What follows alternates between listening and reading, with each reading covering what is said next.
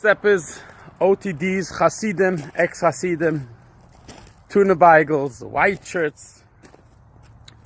I watched last night the documentary of One of Us, and I want to thank you, all of you, whoever made that, put it together. So beautiful, so true, and I could just talk from my own personal experience. I went through the same exact thing, been abused as a child, Rebbes, my father. Like, my father was one of those dads. You know, every shul, every community, every area had a few dads that everyone knew.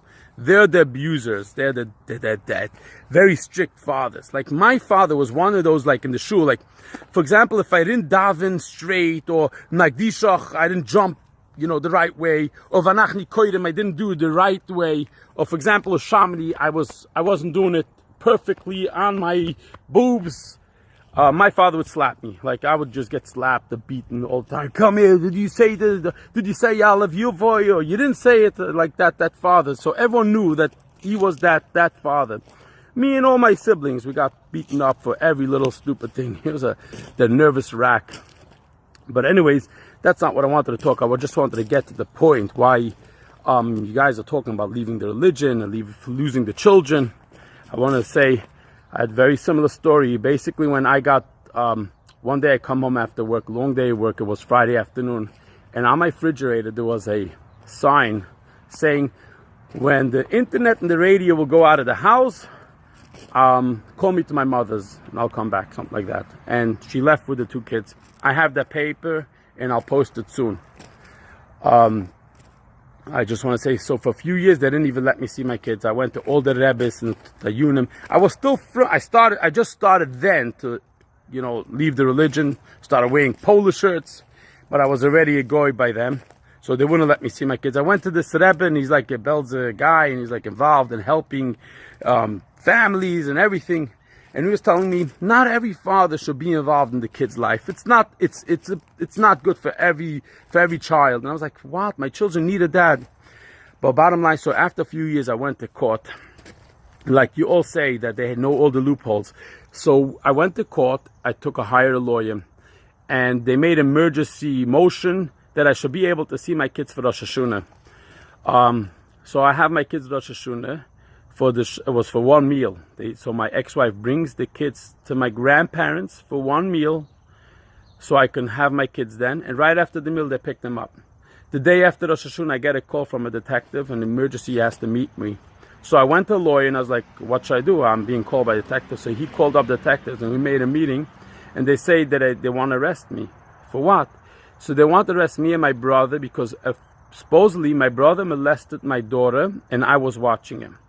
First of all, everybody knows me. I never hurt a human being. I never will go anywhere similar, close to that. If I see anyone hurting any human, especially my kids, like that, I would hurt them myself. Okay? So, this was the most shocking thing in my life. And the first few months, I was like, okay, I'm going to fight them and prove them different. But they know all the loopholes. Basically, they took my daughter to all these therapists and doctors and try to manipulate her to tell that when we're going to have the court date, the forensic, whatever, she should be able to say that she was actually molested and I was watching. So sick, so sad. So at one point, after spending so much time and money, I came to a point and I was like so sick of them. I walked into court in the morning and I said, I don't want to see my kids. My lawyer is like, you can't do it. And I said, I do not want to be anything involved with these people anymore. I'm done. I had arranged marriage. You know, the kids is just the way we had them. You know, I don't want to go into details. That you have to have every Friday night, you know, intercourse, no matter what. But that's not the point. Going to the point that I felt that I had enough. I don't want to hurt my daughter anymore.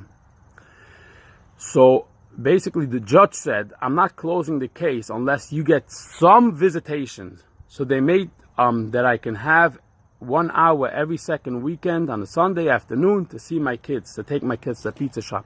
They wanted to do it supervised. I said, I'm not. If you want to do supervised, then I'm walking out. The case, I don't care what happens to the case. So that's the only thing that they said, that I can have unsupervised visitations once every 2 weeks for 1 hour. And that's all I have with my kids right now. So I'm going to post that picture soon. I don't know how I'll get it on that video, so you guys will be able to see the letter that my ex-wife left. There was nothing else involved in my marriage besides me not being that religion. Anyways, I really want to continue with all of you, talking about it, discussing it, because the more we talk and the more we discuss it, it's healthier for us, because we all went through the same exact thing. And from my bottom of my heart, I love you all, and I feel that we're one team. If we're going to stick together, we're going to stay healthy together. Cheers. Have a great weekend.